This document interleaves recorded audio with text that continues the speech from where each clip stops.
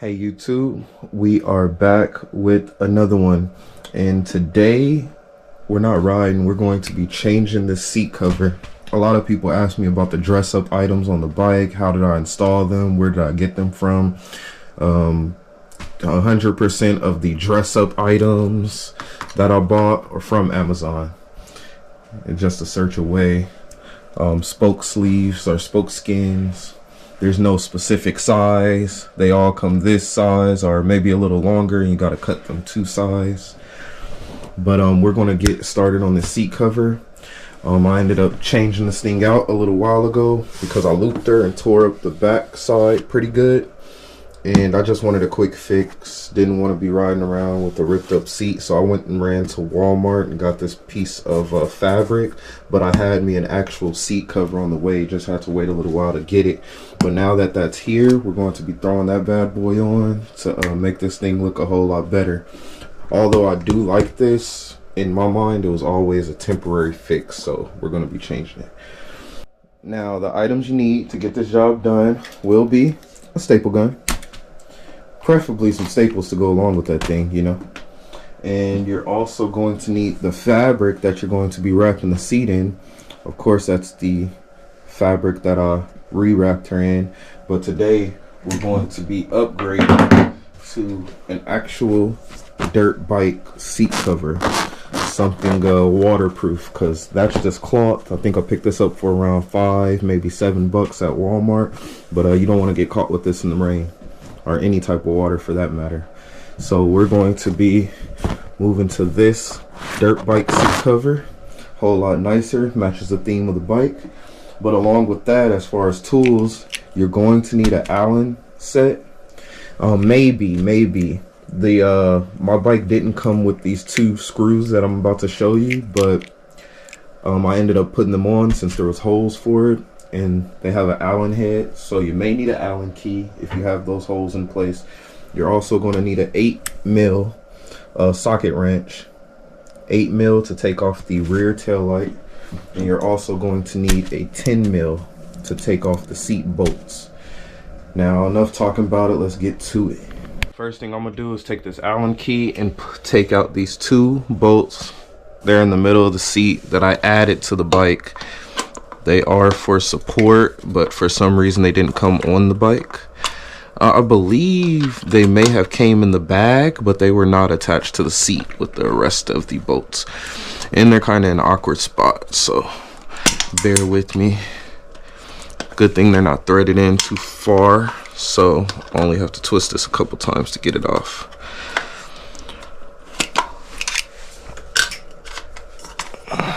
But let's fast forward this. Now that we got those 2 screws out, set those to the side.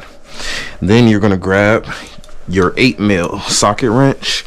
And if you've ever taken this seat off, you know there's no way to take it off without taking off the rear tail light. So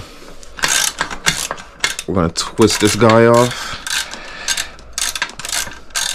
No need in taking forever to do that, right? But it's just 2 bolts, back of the tail light. I'm gonna twist those off real fast. Okay, now that you got these 2 bolts out of the way, you'll be able to remove that tail light, let it dangle. Yes, ours is broken. Like we said, we've looped this bike a few times, so I used some plastic glue to go ahead and glue that puppy on there. Now she's stronger than ever. But we'll set those screws to the side. Then we're gonna grab our 10mm socket. Easy enough, you know. And here's the rear bolt. Just 1 in the back, 2 in the front to get the seat off. Real easy.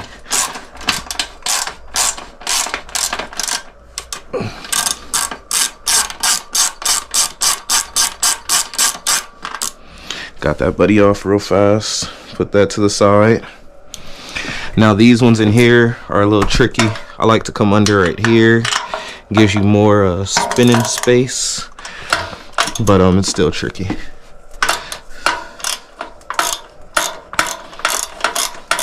You could do it from up here, but there's no room. You'll keep hitting, trust me. Don't ask how I know.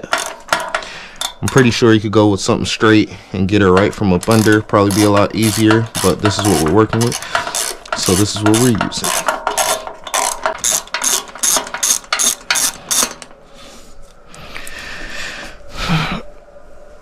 Okay, now that you got all these 3 bolts off, mine had 5 because I added these extra 2. Yours may very well be in there, but after you remove these 3 main screws, the seat just lift off like so, along with your fender. Fender's gonna fall off of there for surely. People ask about this fender too. This fender is for a Surron. This is a Surron fender, but I removed a good portion of the plastic, just left this bolt hole so it can attach to our bolt, and pretty much the pressure of that just keeps it firmly pressed against the rear of the seat. So it's not a whole lot holding this on here. It's just the pressure of me bolting that hole, keeping this tight. If you hit it real hard, it will get lodged to the side, but you just straighten it back up. Not the best, but it makes the bike look a whole lot better. So we're in there. So now that we got the seat off, what I'm going to do is take our new material, and yes, we are not removing this cover that I already have on here. We're going to be stapling over these staples. Sue me. You know we lazy. Now, I'm gonna get this positioned as nice as possible. Try to get it as even as possible. Try to get this patch as far as I can back here. And once you feel like that's lined up as even as possible, hold it tight. Hold it tight. And you're going to give yourself some set spots. And we're gonna boom right there and boom right here. So that just sets it in place. Make sure it's not moving around too much on you. Then you can go ahead and map the rest of this out. Now, for me, I'm gonna just keep working my way around. Make sure it's still even on that thing. Still centered? Yes, we are. Now for here, just so it's not a lot of crinks around the edges, I'm going to go around here first and not just pull on the back. You pull on the back, when it's time to get this, you're going to be left with all this unevenness. It's not going to be a good time, trust me. Now, I'm going to just keep working my way around. Real simple process. Nothing to it but to do it. Keep tugging, keep pressure.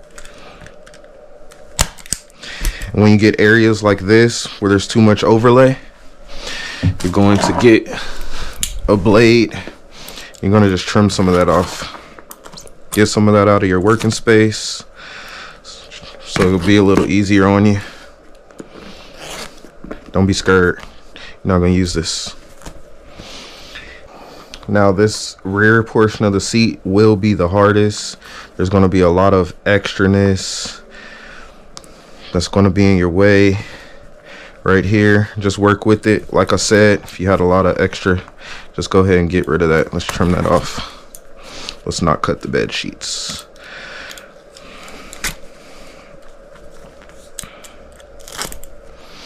Get that out of the way. I'm going to wrap around some more. Make sure you wrap this rear section real good, because this is where the majority of your wrinkles will be. So you're going to tug as hard as you can. Get a staple in there. Keep on working your way around. Get those wrinkles out. Make sure that it comes flush over the seat. Let's turn this around. Make sure we're making progress. Yes, yes, making progress. Okay. Now remember, keep pulling around these areas with the creases. It's the only way to get those creases out.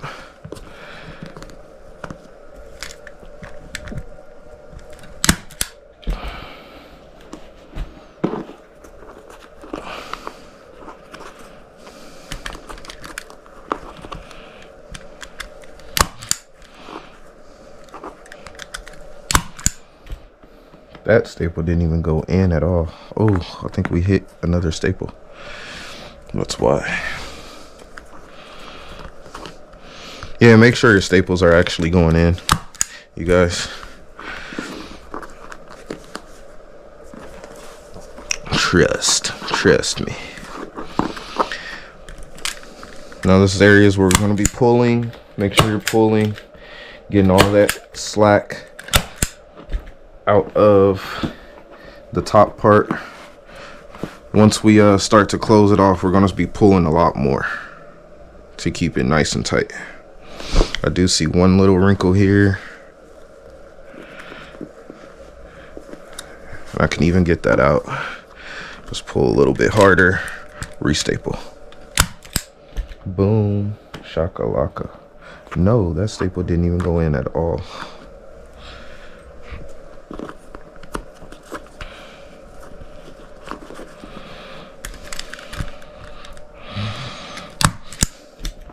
Boom, there goes one.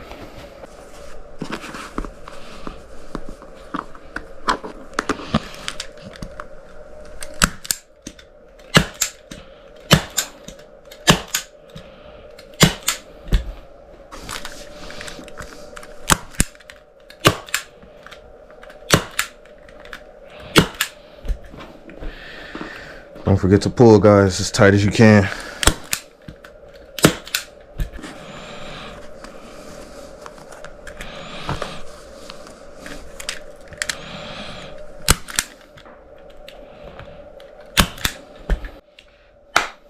So now that you have that all stapled all the way around, you're gonna have a lot of leftover material, and just get to slicing away.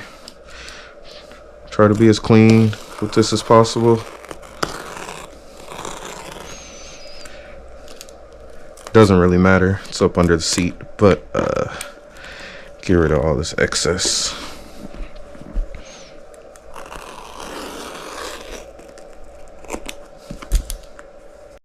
When you got a lot of this excess trimmed off, you're going to go around. See, like we have a staple that's not in there. You're going to go around, and I'm going to double up all these staples pretty much all the way around, just to be safe. We don't want the thing coming off, and it's just staples. Why not, you know? So I'm going to go all the way around this thing. Yes, it's a lot of ugliness here. Bite me.